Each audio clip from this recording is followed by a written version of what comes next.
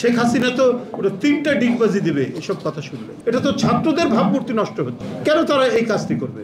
Ticket কালোবাজারির সাথে এই সমস্ত বৈষম্য বিরোধী ছাত্র নেতারা জড়িত।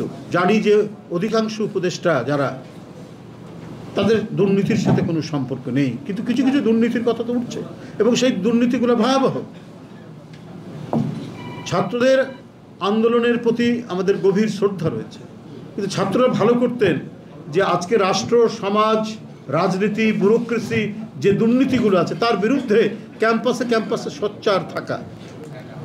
কারণ অনেক অনাচার ঘটে গেছে এই রাষ্ট্রের মধ্যে, সেটাকে ঠিক করার জন্য তাদের কণ্ঠের শক্তিটাকে আরও তীব্র করা দরকার ছিল। এবং তারা যখন ক্ষমতার অংশীভাব করছেন, ক্ষমতার অংশ নিচ্ছেন, তখন তো তাদের আরও সতর্ক থাকার কথা ছিল। কেন তাদের এপিএসের নামে শত কোটি টাকা দুর্নীতির অভিযোগ আসবে? কেন তারা বদলি বাণিজ্যের বিষয়ে তাদের অভিযোগ উঠবে? এই অভিযোগ তো উঠছে। স্বাস্থ্যমন্ত্রীর পিএ আরেক, স্বাস্থ্য উপদেষ্টার পিএ আরেক উপদেষ্টার বোধহয় এপিএস। এটা তো ভয়ঙ্কর ব্যাপার। শেখ হাসিনা তো ওটা 3টা ডিগবাজি দিবে এসব কথা শুনলে, যে আমাদেরকে বলো, দেখো কি অবস্থা।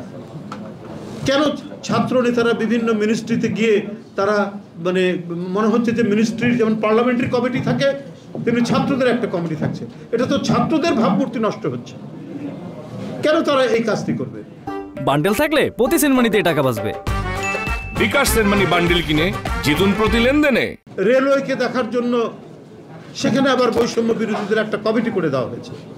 রেলের একজন সাবেক ডিজি বলেছে যে সেখানে এই যে রোজার মাসে টিকিট কালোবাজারির সাথে এই সমস্ত বৈষম্য বিরোধী ছাত্র নেতারা জড়িত।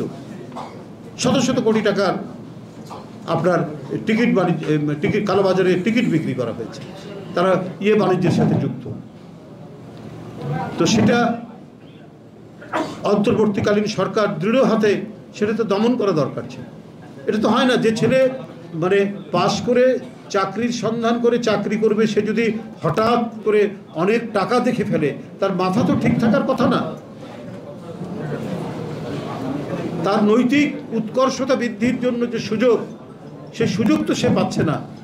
কারণ সমাজের মধ্যে এমনই দুষ্কৃতিকারী মানুষ আছে এই ছেলেদেরকে নষ্ট করার জন্য তারা নানাভাবে গিয়ে তাদেরকে টাকার উৎকোচের লোভ দেখিয়ে তাদের যে স্পিরিট, তাদের যে আপনার স্বচ্ছ যে চেতনা, এটা বিকৃত করতে পারে। তার কিছু কিছু আলামত তো ফুটে উঠছে। কেন রেলওয়ের মতো একটি ডিপার্টমেন্টে বৈষম্য বিরোধী ছাত্ররা তারা সেখানে ওয়াচডগের ভূমিকা পালন করবে? তাদের হচ্ছে ক্যাম্পাস। তারা যখন মোটা দাগে কোথাও একটা বড় দুর্নীতির কথা শুনে, সেটা আমলাতন্ত্রে, রাজনীতিতে, যেখানেই হোক, সেখান থেকে তারা সোচ্চার হবে। তখন সরকার সতর্ক হবে, ব্যুরোক্রেসি সতর্ক হবে, সবাই সতর্ক হবে। কিন্তু তাদেরকে যদি মন্ত্রণালয়ে বসিয়ে দেন, তাহলে তো ফাংশনাল একটা গভর্নমেন্ট হবে না।